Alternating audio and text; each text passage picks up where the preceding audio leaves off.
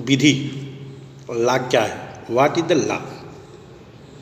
सबसे पहले इसे जानने से पहले कि कानून क्या है, हमें यह जानना आवश्यक है कि कानून की आवश्यकता क्यों पड़ती है। नेसेसिटी ऑफ द लॉ को जानना आवश्यक है, फिर हम जानेंगे कि लॉ क्या है, कानून क्या है।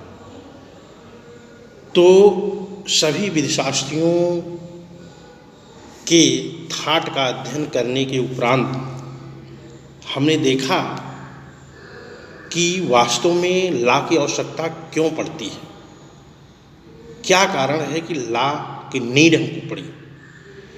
तो हमने देखा कि चूंकि मनुष्य जो है एक सामाजिक प्राणी है और समाज में रहता है, समाज में रह करके वह कुछ समव्यवहार करता है जिसमें कुछ गलत करता है, रॉन्ग करता है, तो कुछ राइट करता है। Because this is the nature of the human body, यह मनुष्य के शरीर का एक नेचर है, कह लीजिए कि वह कुछ सही करता है तो कुछ गलत करता है। तो जो समव्यवहार वो गलत करता है, रॉन्ग वे में करता है, उसी समव्यवहार पर कंट्रोल स्थापित करने के लिए नीड ऑफ द लॉ, कानून की आवश्यकता पड़ती है। बिकॉज यद्यपि ऐसा न किया जाए तो मनुष्य गलत पर गलत करता चला जाएगा और जिसका परिणाम ये होगा कि समाज में अव्यवस्था, अराजकता का एनवायरनमेंट उत्पन्न होगा और जो विधि की उद्देश्य संकल्पना है, जो उद्देश्य है, कानून जिस लिए बनाया गया है कि अमन चैन का एनवायरनमेंट हो, शांति व्यवस्था हो, वह सपना साकार नहीं होगा। इसीलिए नीड पड़ती है लॉ की, कानून की, कि कानून के द्वारा, यानी कानून के द्वारा स्टेट गवर्नमेंट, सरकार अपने प्रजाजनों पर उनके समव्यवहारों पर कंट्रोल स्थापित करती है, जिससे गलत काम को करने से उन्हें रोका जाता है और समाज में शांति व्यवस्था बहाल की जाती है। यही उद्देश्य है कानून का। इसी उद्देश्य, इसी नीड को लेकर के कानून बनाया गया, लॉ बनाया जाता है।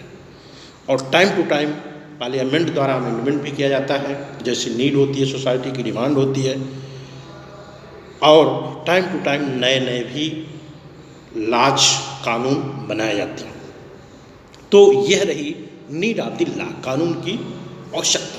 कानून की आवश्यकता इसीलिए है कि मनुष्य गलत काम न करे। अगर वह गलत करेगा तो वो तो परेशान ही होगा और समाज भी परेशान होगा। समाज में प्लेजर की बजाय पेन होगा, जिससे वातावरण वह दुखमय होगा, लोग दुखी होंगे और जो एक लोकतंत्र की संकल्पना है उस पर उसका रूप बिगड़ेगा, उसका ग्राफ बिगड़ेगा। इसलिए लॉ की आवश्यकता पड़ी। अब हम देखते हैं कि लॉ है क्या चीज, व्हाट इज द लॉ, कानून क्या है। तो हमने सभी विधिशास्त्रियों की व्यू का अध्ययन करने के उपरांत इस चीज को पाया कि वास्तव में जो लॉ है, जो कानून है, इसको परिभाषित करना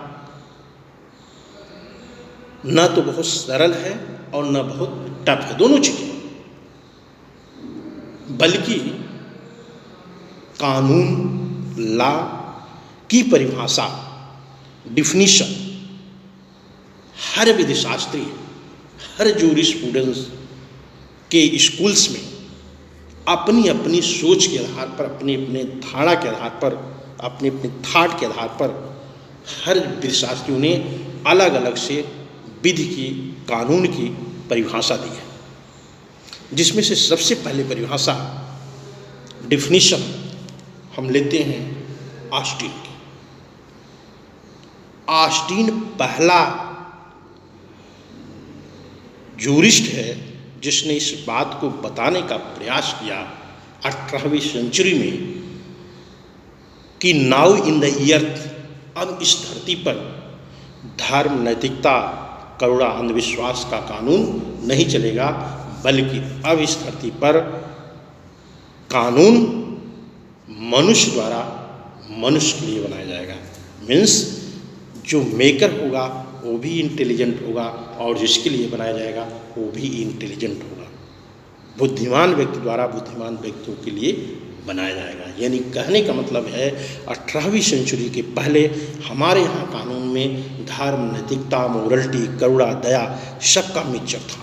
और ऑस्टिन एक ऐसा जूरिस्ट है जिसने 18वीं शताब्दी की सेंचुरी के लास्ट और 19वीं सेंचुरी के प्रारंभिक वर्षों में उसने कानून का एक क्लियर कट पिक्चर देने का प्रयास किया, एक बताने का प्रयास किया कि ओनली लॉ इज लॉ, कानून कानून होता है, उसमें किसी प्रकार की करुणा, दया, हिस्टोरिकल एलिमेंट, सोशियल एलिमेंट का मिक्सचर नहीं होना चाहिए, कानून ओनली कानून होगा।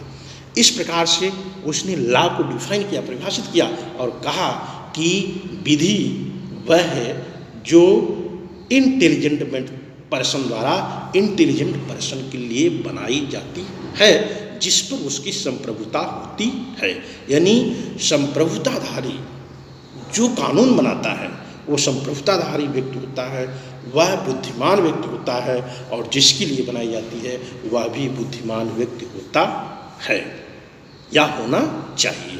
तो इस प्रकार से उसने कहा कि विधि वह है, लॉ वह है, कानून वह है जो बुद्धिमान व्यक्ति द्वारा बुद्धिमान व्यक्तियों के लिए बनाया जाता है।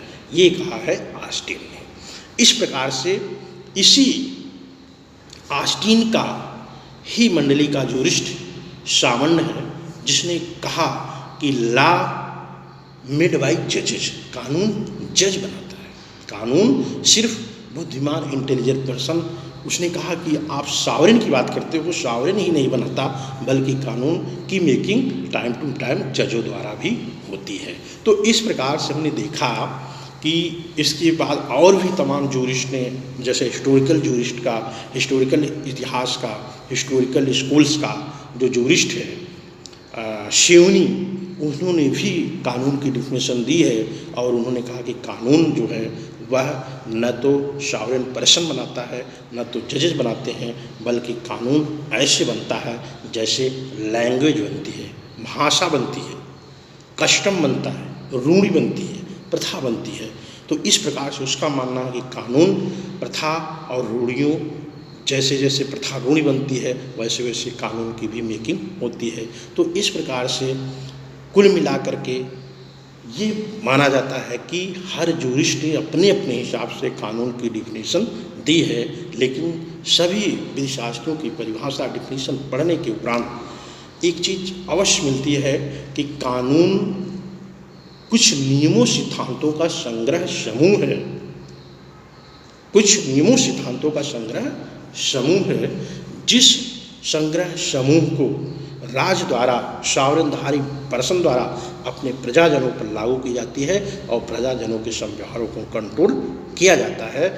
और जो लॉ की मंशा है कि समाज में शांति व्यवस्था बनी रहे, उसको बहाल किया जाता है।